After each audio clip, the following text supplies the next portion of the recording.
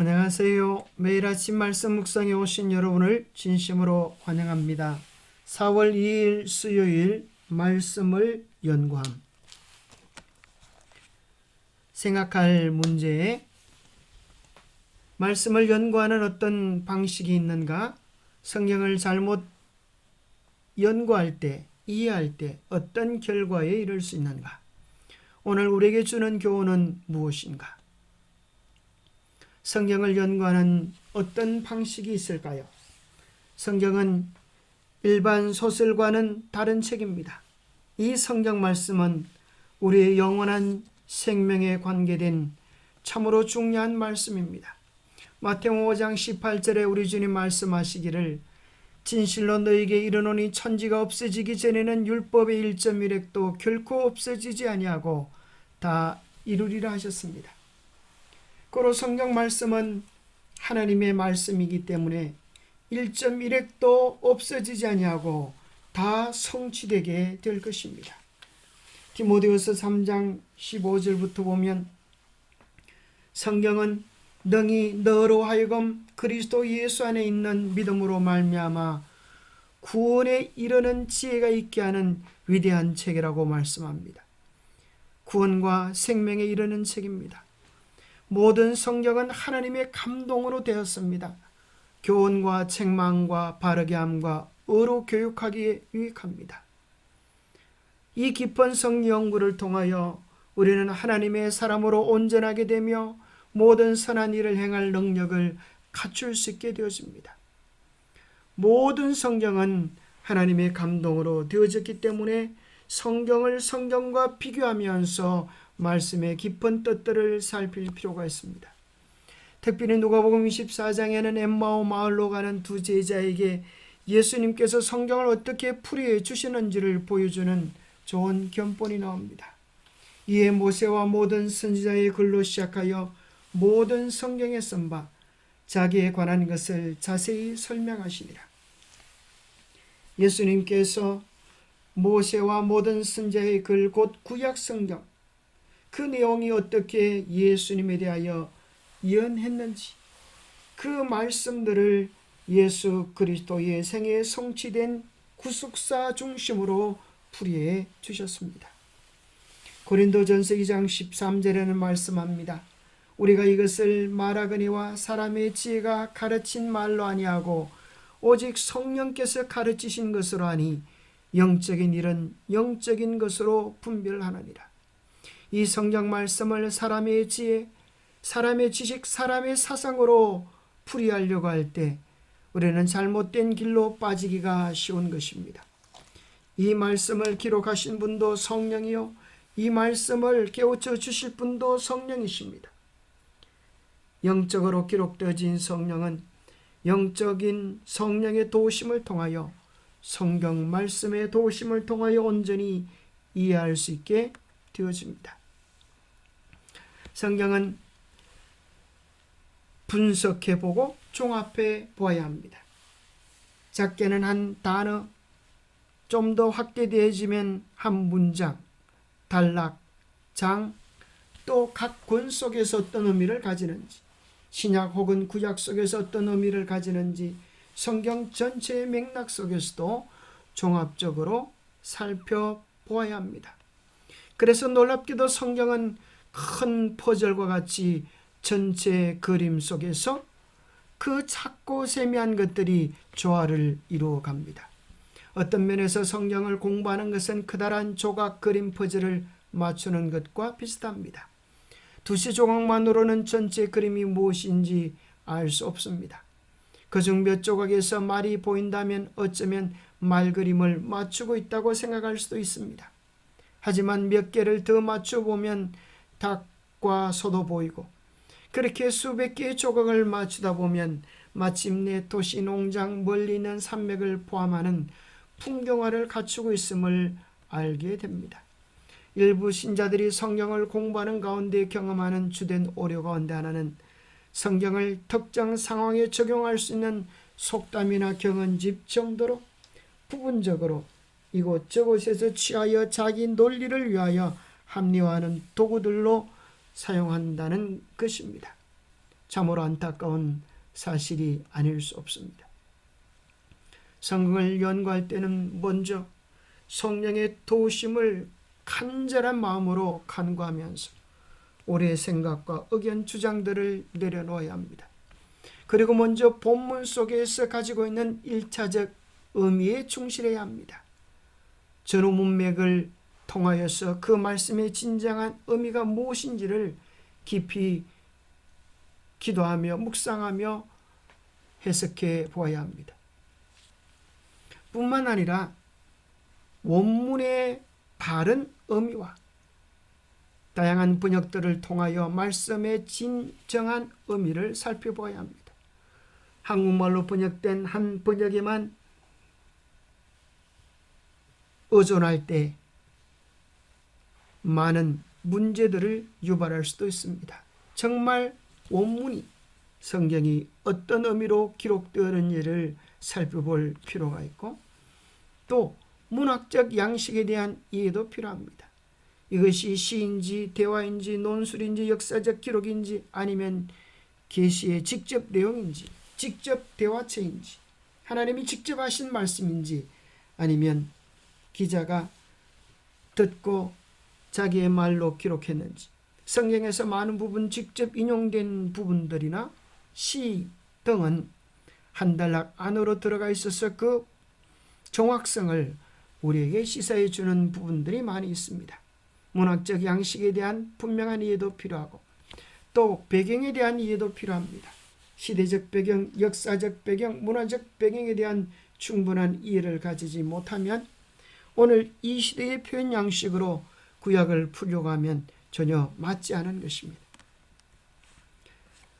또 놀랍게도 성경은 성경이 풀이해 주는데 다른 성경들의 설명을 들어볼 필요가 있습니다.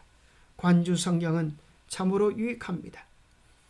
이것이 구약에서 신약에서 성경 전체에서 어떻게 풀이해 주고 있는지 다른 성경의 의미를 살펴보고 성경을 오직 성경으로 해석하는 전체적인 맥락에서 떠나지 않아야 합니다. 오늘 붉은색은 공산당이다. 공산당은 빨갱이다. 그래서 성경에 나오는 붉은 용을 공산당으로 해석하는 것은 참으로 우스운 성경 해석이 되고 마는 것입니다. 7번째는 구속사적인 이해입니다. 예수 그리스도와 어떤 관계를 가지고 있는지를 바라보는 것입니다. 누가복음 24장에서 예수님께서 성경을 풀이한 방식이 그것이었습니다. 이 모든 예언의 말씀들이 예수 그리스도께 어떻게 성취되었는지를 설명해 주셨습니다. 왜냐하면 이 모든 성경은 궁극적으로 그리스도를 우리에게 알려주고 예수가 그리스도이심을 믿게 하고 그로 말미암아 영생을 얻게 하기 위하여 기록된 책이기 때문입니다. 성경을 잘못 이해할 때 우리가 어떤 결과에 이를 수도 있을까요? 베드로서 3장은 이렇게 말합니다. 그 중에 알기 어려운 것이 들어있으니 무식한 자들과 굳세지 못한 자들이 다른 성경과 같이 그것도 억지로 풀다가 스스로 멸망에 이르느니라. 성경절을 잘 인용한다고 성경을 잘 설명한다고 다 맞는 것이 아닙니다. 자기가 알지 못하는 내용들을 억지로 풀다가 자기 생각으로 풀다가 그것 때문에 스스로 멸망에 이를 자들이 많이 있을 것이기 때문입니다. 누가복음 6장 39절은 맹인이 맹인을 인도할 수 있느냐 둘이 다 구덩이에 빠지지 아니하겠느냐 라는 말씀을 통하여서 성경을 분명히 깨닫지도 못한 자가 다른 사람을 가르치는 어리석은 형편에 대하여 비유적으로 말씀해 주고 계십니다. 그 구체적인 신뢰로 우리는 마태복음 23장 가운데서 성경을 잘못 적용했던 서기관들과 바리새인들을 책망하시는 예수님의 책망 속에서 발견하게 됩니다. 그들은 복음 성경을 성경 속에 있는 참된 구원의 길을 깨닫지 못하여서 그렇게 성경을 많이 알고 연구했지만 그들은 천국문을 사람들 앞에서 닫고 저희도 들어가지 않고 들어가려 하는 자도 들어가지 못하게 막았다고 주님께서 말씀하십니다. 그럼에도 불구하고 그들은 열성이 있어서 교인 하나를 얻기 위하여 바다와 육지를 두루 다니다가 생기면 저희보다 배나 더 지옥 자식이 되게 하는 끔찍하고 무서운 결과를 거두었습니다. 열심히 있다고 다가 아니라 성경을 바르게 분별하는 것이 정말 중요한 것입니다. 우리는 그 신뢰를 AD 70년에 있었던 예루살렘 멸망의 사건을 통하여 확인하게 되는 것입니다. 누가복음 21장 20절에 예수님께서 예루살렘 멸망의 때를 내어다보시고 너희가 예루살렘이 군대들에게 에워싸는 것을 보거든 그 멸망이 가까운 줄을 알고 산으로 도망하라라고 말씀하셨습니다. 이 예언의 말씀에 귀를 기울이고 연구하고 바르게 쓰겠던 사람들은 한 명도 죽임을 당할 필요가 없었습니다. 그런데 예언의 말씀에 대하여 무지했던 이스라엘 백성들은 AD 70년에 로마 황제 타이투스의 공격에 의하여 약 110만 명이 학살되어지고 9만 7천여 명이 포로로 잡혀가는 끔찍한 아픔을 경험합니다. 또 유대 지도자 엘리아젤 벤 야이라는 열심 당원들 약 960여 명을 마사다의 요새로 피신시켜서 장장 3년 동안이나 되는 항전을 벌이다가 마침내 비참한 자결로 그 전쟁을 마무리 짓고 맙니다. 누가복음 21장 20절은 바로 AD 67년부터 68년에 있었던 이 놀라운 사건이 예루살렘을 떠나라고 하는 신호탄이 된다고 하는 사실을 이야기해 줍니다. AD 67년에서 68년경 로마의 장군 베스파시아누스가 유다를 침공하고 예루살렘을 포위합니다. 그런데 충분히 공격하면 이길 수 있는 성산이 있음에도 불구하고 이상하게 포위를 풀고 퇴각하는 것입니다. 역사는 그 이유를 AD 68년에 네로가 자살함으로 말미암아 베스파시아누스가 로마로 복귀해야만 하는 일이 벌어졌기 때문입니다. 영문도 알지 못하는 유대인들은 도망가는 로마인들을 퇴각하는 로마인들을 따라가서 몇을 죽이고 그 전리품들을 빼앗아 오는데 마음을 쏟습니다. 그러나 성령을 예언했던 지혜로운 하나님의 백성들 기독교 신자들은 그것이 멸망의 신호탄인 줄 알고 성경 말씀의 바른 해석을 통하여 그들은 피할 길을 얻게 된 것입니다. 예언의 연구는 이토록 중요한 생명과 사망의 갈림길을 우리에게 제공해 주는 것입니다. 영감의 교훈입니다. 밀르의 예언 연구 방법. 그는 깊은 흥미를 가지고 다니엘서와 요한계시록을 연구하였다. 그는 이미 성취된 예언들이 사실상 문자 그대로 성취된 사실과 그 여러 가지 표상, 은유, 비유, 주교 등은 모두 그 전후의 성경 구절들이 그것들을 설명해주고 있다는 것과 거기 나타난 용어들은 다른 성경 구절로 정의를 내릴 수 있다는 것을 알았다. 그리고 그가 그와 같은 방법으로 해석할 때 문자 그대로 이해할 수 있었다. 윌리엄 밀러라고 하는 사람은 성경 창세기부터 계시록까지 이제 성경을 성경으로 해석하는 도전을 하게 되었습니다. 그러다가 다니엘서의 신비로운 예언 해석들을 오직 성경만으로 해석하는 놀라운 기쁨을 얻게 되었습니다. 기도하겠습니다. 하나님 아버지, 우리에게 놀라운 말씀, 하나님의 말씀, 세상의 장래가 다 기록되어진 놀라운 비밀의 말씀을 우리에게 주심을 인하여 감사합니다. 진실하게 성경을 연구하게 도와 주옵소서.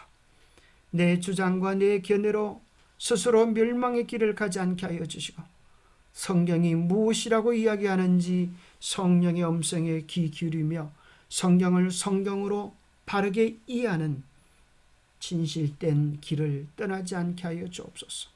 성경을 잘못하다 이해하다가 멸망에 이르는 어리석은 자의 길을 따르지 않게 하시고 끊임없이 성령의 음성에 귀 기울이며 성경이 무엇이라고 말씀하는지 깊은 연구를 통하여서 참된 진리, 온전한 진리에 이를 수 있도록 우리의 걸음들을 인도하여 주시옵기를 우리 주 예수 그리스도 이름 머지하여 간절히 간구하옵나이다.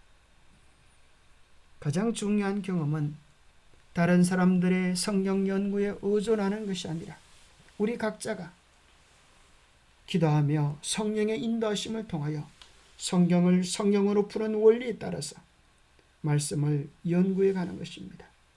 그 속에서 우리는 놀라운 깨달음과 기쁨과 희열들을 발견하게 될 것입니다. 성경을 기록하도록 영감을 주신 성령께서 우리의 성경 연구를 인도해 주시기를 소망합니다.